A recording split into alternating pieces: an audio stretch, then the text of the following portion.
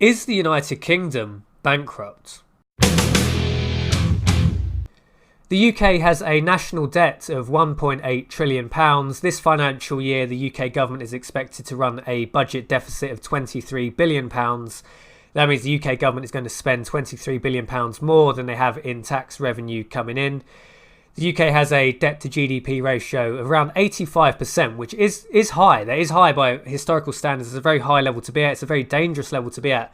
But it's by no means the worst in terms of the world stage. In terms of other developed nations, France has a debt to GDP ratio of 98%. America has a debt to GDP of 108%. Italy is 132%, and Greece is 181%. Greece and Italy are definitely the two sick men of Europe. Japan, world's highest debt to GDP ratio, has a debt to GDP of 234% of a developed nation, which is extremely high. That doesn't necessarily mean Japan's in necessarily the worst case. I think Greece and Italy are two countries that are likely will see bankruptcies, will see defaults in the near to mid-term future. Now, the EU has a clause under the Maastricht Treaty which nations shouldn't run debt to GDP levels higher than 60%. The EU defines 60% as starting to get a bit too much, and countries should keep that below that. Nearly all the older, more developed EU nations break that. The UK breaks that, France, Germany, Italy. All the bigger economies basically break that. There are some countries that are under that 60% threshold. Sweden, Norway, Denmark, Poland, they're all under that threshold. Especially that many of the smaller economies are under that 60%, which they are complying with the Maastricht Treaty. I think the lowest debt levels in the EU is actually Estonia. Estonia has a debt to GDP ratio of only 9%. So you see some of these smaller countries, they are under that 60% threshold. But the bigger countries are all pretty much breaking the Maastricht Treaty clause of 60%. But the UK is by no means the worst in the EU, and is certainly not the worst debt to GDP offender on the world stage. How much does the national debt cost the UK? Well, we have data in this table here. This is the UK government's own data of public sector expenditure. So the largest public sector expenditure is welfare, then it's health, state pensions, then it's education, then the fifth one down is the national debt interest. So the UK spends £44.5 billion a year just servicing its debt. This represents 6.1% of total public sector expenditure. Now, don't forget the UK national debt is £1.8 trillion. So to only be paying £44.5 billion a year servicing the debt means the UK government is borrowing at very, very low rates. Based on the £1.8 trillion debt, if they're paying £44.5 billion a year, that means the UK government is paying roughly around 2.47% a year servicing its debt obligation, which is incredibly low. That's insanely low by historical standards. Now, the reason the UK government can borrow so cheaply is since 2008, the last 11 years, interest rates are extremely low. They're extremely low. That they're being artificially suppressed by the central banks. Nearly all countries around the world are doing this, having artificially low interest rates. But what this means is when the UK has a bond that expires, say imagine a 30-year bond which was incepted in 1989.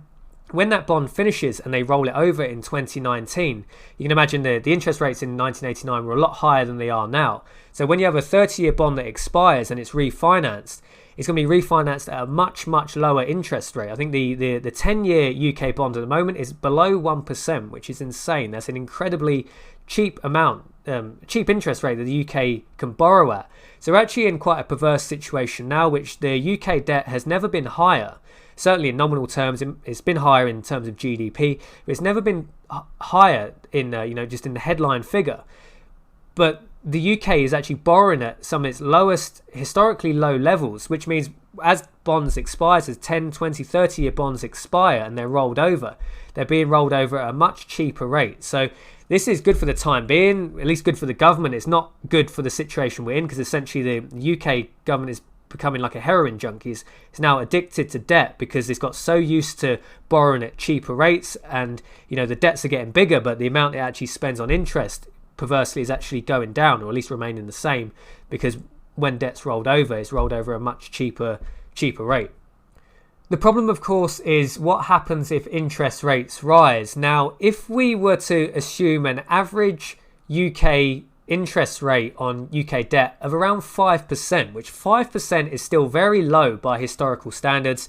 The historical average for interest rates over the last about 200 years is around 5 or 6%. If you just took the 20th century, it's actually well above 5%. It's probably nearer 8%. But let's just assume a 5% average interest rate across UK national debt. That would now mean that the UK would be paying £90 billion a year, serving its £1.8 trillion debt. So that would assume even a 5% average interest rate, even on today's debt, which, it's going to be bigger. It's going to be bigger in a few years' time. Imagine a £90 billion debt. That would mean the UK government is spending more servicing its debt than it does on education. And a 5% interest rate, that's conservative. That's conservative by historical standards. That's only the average over the last 200 years, even below average over the last 200 years. So it'd be very conservative to assume at some point in the future, UK government average interest rates will be above 50%. That means an average above 50% on everything, on bonds, on gilts, on premium bonds, just on whichever method that the UK government is using to borrow money. If the average across the board on its £1.8 trillion debt was an average of 5%, which is still historically very low, that means we'd be spending more per year servicing the national debt than we do on education. So clearly the UK national debt is a growing problem. I wouldn't expect the Bank of England to be significantly raising interest rates anytime soon. However, the UK is still very much subject to any large external shocks. These external shocks are likely to be a Eurozone country going bankrupt, namely Italy or possibly Greece. Now, the UK government has to roll over £117 billion worth of debt just in this financial year alone. That means there's £117 billion worth of gilts, of bonds that are expiring this year that need to be refinanced. So if we saw a large problem in a country like Italy having a sovereign debt crisis, that could easily impact the UK government's ability to sell its bonds, especially at these low interest rates. It will likely be that investors are asking for significantly higher interest rates because they are factoring a higher amount of risk. If they see one European country default, then the risk is going to rapidly spread through Europe. And although the UK is in much better financial shape than many developed economies, it's still going to be massively impact the UK bond market. So clearly ever expanding government debt is unsustainable, or maybe it's more accurate to say that ever expanding government debt above the rate of inflation is unsustainable, because if you can keep the debt growth below the rate of inflation, then inflation is going to largely erode the real terms growth in that debt. Another point is that the UK government is never going to seriously tackle inflation in the future, because if you owe trillions of pounds, then inflation will massively take a chunk out of how much you need to pay back, because you're essentially paying back your debt in a devalued currency. So another side point is the UK government is very unlikely in the future to ever get a grip of growing inflation.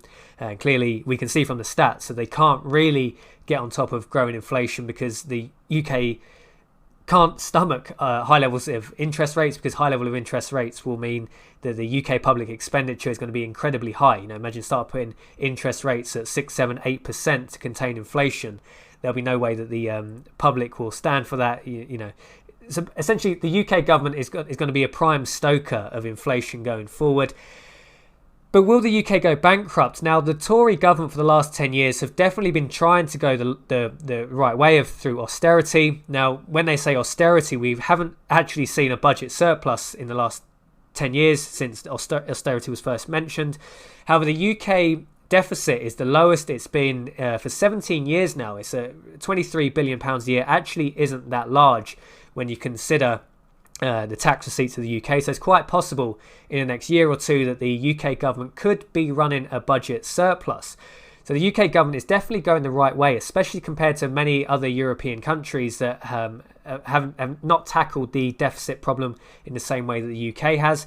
So the UK government definitely going the right way. It could possibly be that the UK can avoid a full-on default, a default that we're likely going to see in countries like Italy, in Greece. Threats to this obviously are a left-wing government. If the likes of the Lib Dems get in, if the likes of Labour get in, which is quite likely in the next general election, these sort of parties are very likely to U-turn on austerity.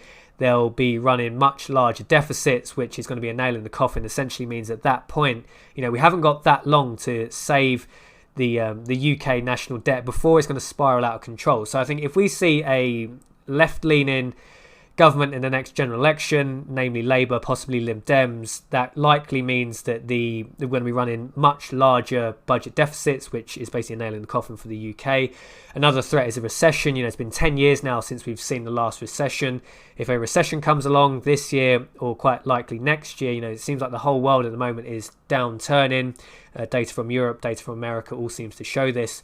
If we dip into recession, there's going to be a lot of public pressure and there's going to be a lot of political pressure to start running large deficits to counteract the recession. That will also mean that will likely condemn the UK to get into a point which is going to start spiraling out of control, because we're very near at this point to being able to run a budget surplus.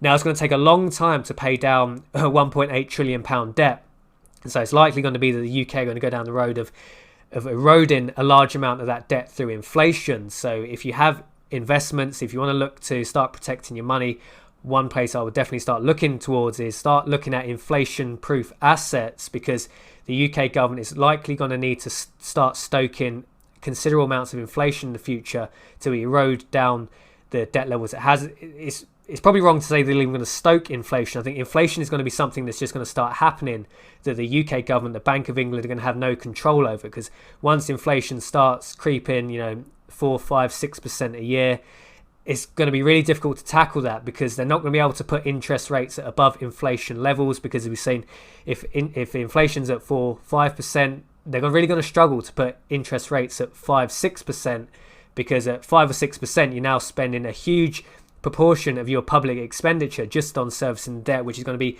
very politically undesirable. You're going to have a lot of calls from the Labour, from the leftist camp in the UK government, just basically probably going to call just to monetize the debt, quantitative easing, print money. That's likely going to be the road that they go down, especially if we have a left-leaning or likely a Labour government in at that point in the future. So to answer the original question, is the UK going to go bankrupt? While we see interest rates at these very low levels, while we still see investor confidence in UK bonds, it's unlikely that we're going to see a default or bankruptcy anytime soon. However, the UK is still very, very vulnerable to external shocks. A likely external shock will be a country like Italy defaulting on its debt, or possibly Greece. One of those two countries defaulting on its debt could likely see investors spooked across all bond markets across the world, and that will very likely affect the UK starting to having to pay much higher interest rates on its debt just to be able to sell bonds. If we see a global recession, we're 10 years on since the last recession. It's likely we're going to see another recession anytime soon.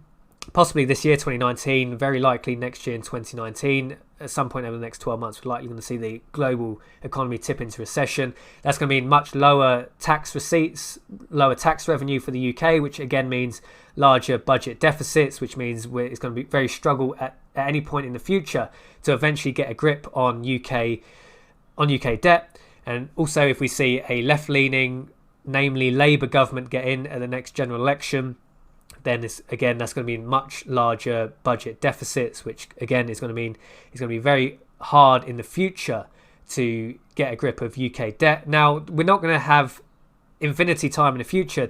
At some point, the UK government will have to start running surpluses.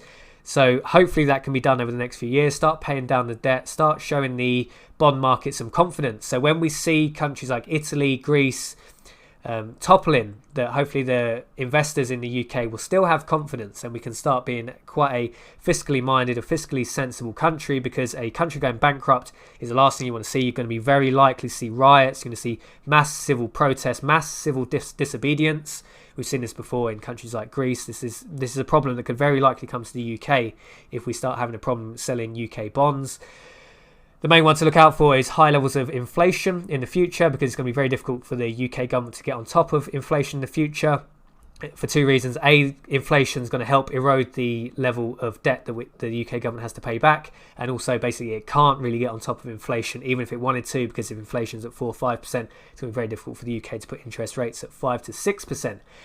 So let me know your thoughts on this one. Do you think the UK is going to go bankrupt? I think it's very likely we're going to see some certain sovereign bankruptcies around the world. Those external shocks could affect the UK. Let me know who you think is going to go bankrupt. Will the UK get away with it, or will we be dragged down with the likes of Italy? Jason from Liberty Bunker signing off, and I will see you in the next video.